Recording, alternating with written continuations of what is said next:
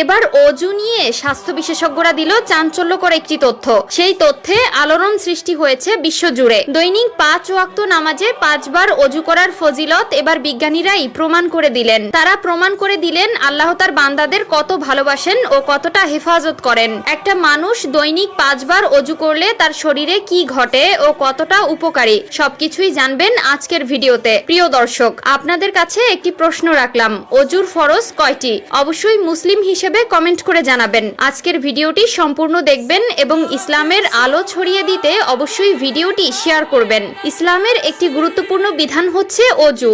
নামাজ, সেজদায়, তেলাওয়াত আর কাবা ঘরের তাওয়াফ ইত্যাদি আমলের জন্য অজু আবশ্যক। অজু পবিত্রতা ও পরিষ্কার পরিচ্ছন্নতার উৎকৃষ্ট মাধ্যম। আধুনিক গবেষণায় দেখা গেছে অজু স্বাস্থ্য রক্ষার সুবর্ণ নীতি। 1 নম্বরে হাত ধোয়া। অজুতে প্রথমে উভয় হাত কবজি পর্যন্ত 3 বার ধৌত করতে হয়, তারপর কুলি করতে হয়। আধুনিক বিজ্ঞান বলছে হাতের মধ্যেই রয়েছে মানুষের স্বাস্থ্যের গ্যারান্টি ও নিশ্চয়তা, অর্থাৎ ভালোভাবে হাত ধোয়ার মাধ্যমে আমরা অনেক রোগ থেকে নিরাপদ থাকতে পারি। 2 নম্বরে কুলি করা। অজুতে গড়গড়া করে কুলি করা সুন্নাত। এভাবে কুলি করলে দাঁতে লেগে থাকা খাদ্য কণাগুলো বের হয়ে যায়, যা দাঁতের ফাঁকে আটকে থেকে দুর্গন্ধ সৃষ্টি করে। চিকিৎসা বিজ্ঞানীরা বলেছেন দাঁত ভালো থাকলে স্বাস্থ্য ভালো থাকে। কুলি করার দ্বারা দাঁত পরিষ্কার থাকে এবং পায়রিয়া রোগ থেকে মুক্তি পাওয়া যায়। 3 নম্বরে নাকে পানি দেওয়া। নাক হলো শ্বাস গ্রহণের একমাত্র পথ, আর যেই বাতাস থেকে শ্বাস গ্রহণ করা হয় তার মধ্যে লালিত পালিত হয় অসংখ্য ধ্বংসাত্মক জীবাণু, যা নাক দিয়ে ভেতরে প্রবেশ করে। তাছাড়া নাকে পানি প্রবেশ করলে মস্তিষ্ক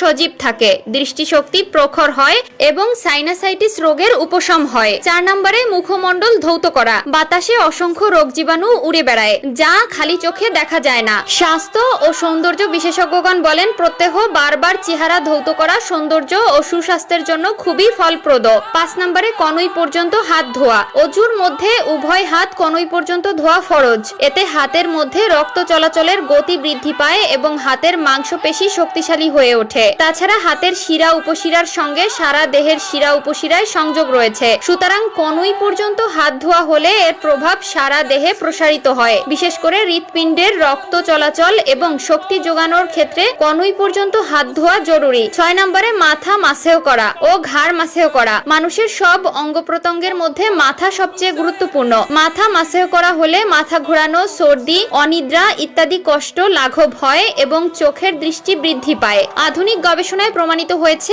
ঘাড় মাসেহ করার দ্বারা মানবদেহে বিশেষ এক শক্তি সঞ্চারিত হয়, যার সম্পর্ক মেরুদণ্ডের হাড় এবং অন্যান্য অঙ্গ প্রত্যঙ্গের সঙ্গে। এরপরে রয়েছে পা ধোয়া। ধুলাবালি ও জীবাণু দ্বারা সবচেয়ে বেশি আক্রান্ত হয় আমাদের পা। পা ধৌত করা দ্বারা যেমন পায়ের পরিচ্ছন্নতা অর্জিত হয়, তেমনি সেখানে রক্ত চলাচল বৃদ্ধি পায় এবং কর্মক্ষমতা বাড়ে। পায়ের সঙ্গে হৃৎপিণ্ড, কিডনি, পেট ইত্যাদি অঙ্গ প্রত্যঙ্গের সম্পর্ক রয়েছে।